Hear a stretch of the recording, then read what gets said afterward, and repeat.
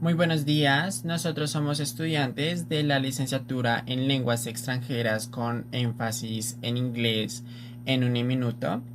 Hoy exploraremos un tema crucial, la verdad como desafío ético para los profesionales en Colombia, basándonos en el bosquejo sobre el informe de la Comisión de la Verdad de Héctor Vega, así como otros aspectos que los relacionamos con nuestra carrera, como modelos éticos, códigos éticos de la profesión, concepciones de la democracia, derechos humanos y la cultura de paz.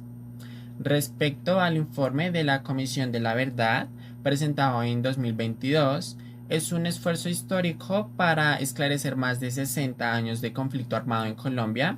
Su lema, "Hay futuro si hay verdad", refleja que la verdad no solo es justicia para las víctimas, sino una base para la reconciliación. Del texto destacamos cuatro objetivos clave. Primero, esclarecer los patrones de violencia.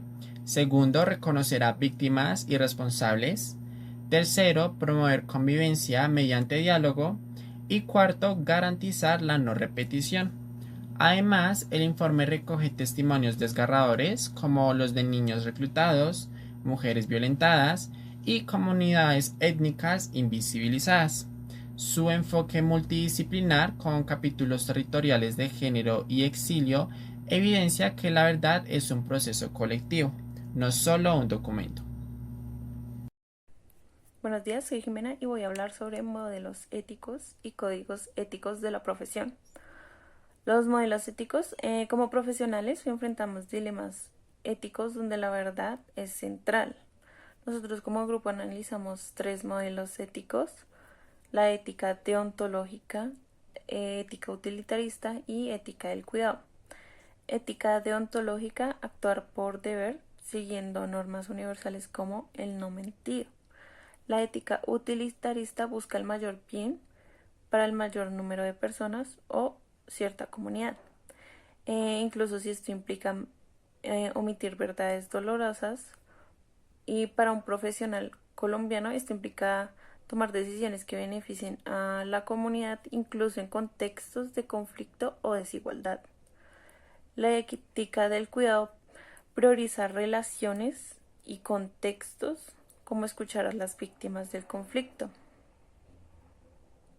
Los códigos éticos de la profesión, según nuestro consenso como grupo, los códigos éticos más relevantes para nosotros son la confidencialidad, la integridad y la responsabilidad social.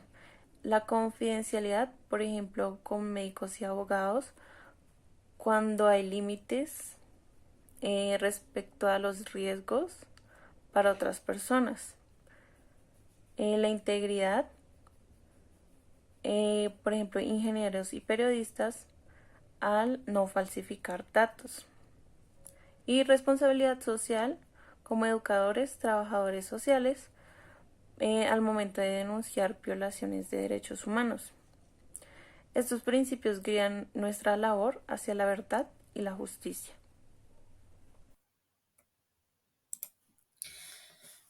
Hola, hoy quiero hablarles sobre dos modelos de democracia y su relación con las competencias ciudadanas. Bueno, primero tenemos la democracia representativa, donde elegimos a los líderes para que decidan por nosotros, aunque en muchas circunstancias puede ser útil, pero muchas veces los ciudadanos se desconectan de las realidades locales en general. También tenemos lo que es la democracia participativa, lo cual promueve la inclusión directa de las personas en decisiones importantes. Eso quiere decir como las consultas populares, que esto es una clave para que las víctimas del conflicto armado puedan ser escuchadas. Pero también tenemos que la democracia, o sea, es para que la democracia funcione, necesitamos competencias ciudadanas que nos ayuden a participar de forma activa y crítica, como por ejemplo el pensamiento crítico que nos ayuda a cuestionar discursos polarizados o manipuladores, O la empatía y la escucha activa nos permite también validar las experiencias de otros, como cuando un profesional de salud puede atender a una víctima de violencia. Y también la resolución pacífica de conflictos nos enseña lo que es rechazar la violencia como algo normal y buscar el diálogo. Estas habilidades no solo nos fortalecen de la democracia, sino que también nos hacen mejores ciudadanos y profesionales comprometidos con el cambio. Muchas gracias. En este caso yo voy a hablar de los derechos humanos y antes de hablar de los tres tipos que hay, vamos a ver una breve definición de qué son los derechos humanos. Se entiende que los derechos humanos son el marco ético común para cualquier profesional. En base con la Comisión de la Verdad, el informe revela violaciones masivas que podemos clasificar en estas tres generaciones. La primera generación, los cuales son los derechos y políticos. Esto lo vimos evidenciado en los falsos positivos y desapariciones forzadas. Segunda generación, derechos económicos, sociales y culturales, en donde se vulneraron en desplazamientos forzados y ataques a escuelas. Y por último, la tercera generación, los derechos colectivos, donde comunidades étnicas sufrieron exterminio cultural. Ahora bien, Colombia es un Estado social de derecho según la Constitución, pero el informe evidencia una contradicción. Hubo una omisión estatal, falsos positivos cometidos por el ejército, una desigualdad territorial en zonas rurales abandonadas, facilitando así reclutamiento de menores y una criminalización en la protesta al tratar manifestantes como enemigos internos. En este caso nos preguntaríamos, ¿qué se debería hacer? Podemos decidir dos cosas. La primera, que haya instituciones que protejan dignidad humana con acceso a justicia y equidad. Y segundo, y lo más importante, priorizar a grupos vulnerables, en este caso las víctimas del conflicto. Ya para concluir el video, yo quería hablarles de la cultura de paz en base pues al informe de la Comisión de la Verdad. Hay varios puntos claves, empezando por una memoria histórica, donde los profesionales pueden crear archivos digitales para que estos queden almacenados en bases de datos universitarios o en los mismos campus. Se busca una educación para la paz, sobre todo en aulas universitarias, para formar y sensibilizar a los profesionales. Una justicia restaurativa que significa no solo castigar, sino reparar o construir conjuntamente. Tenemos ejemplos como ingenieros reconstruyendo escuelas en Bojayá. Y pues ya por último punto tenemos los medios de comunicación éticos.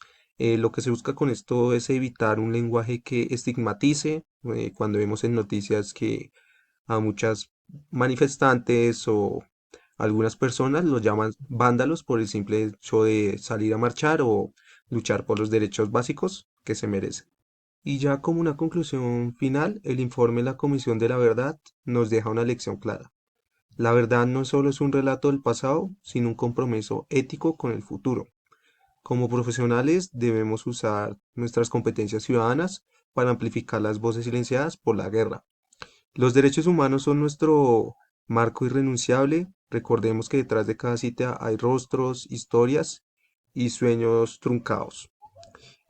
Colombia, como Estado social de derecho, tiene una deuda histórica con las víctimas, pero el cambio no depende solo de las instituciones, sino que está en nuestras manos. Eso es todo por el video de hoy y espero que les haya gustado.